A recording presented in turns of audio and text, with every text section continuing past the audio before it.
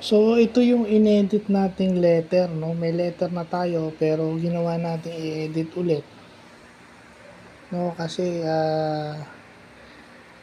ilalagay natin na magkakandak tayo ng research for yung mga provider, no? Na-imbita tayo, no? At the same time, makakuha ng information galing doon sa mga hearing aid providers.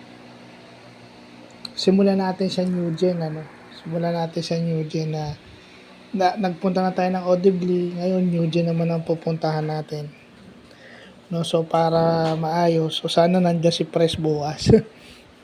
Sana walang check up si Press, wala siyang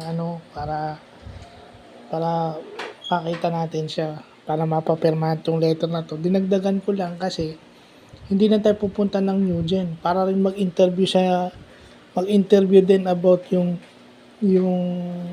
anything about doon sa prices ng hearing aid, paano nila, bakit ganun yung presyo ng hearing aid, lalo na kasi karamihan ng ating mga pasyente is guaranteed letter. So, paano ngayon yun? Diba? Kasi yung pricing ng hearing aid, yun yung hindi pa natin alam. Sa Audibly, alam na natin. Pero sa new gen, kailangan makakuha tayo ng ibang perspective. So, yun yung gagawa natin ng susunod na So, sana sa 31 may available na sasakyan. So, yun lang po.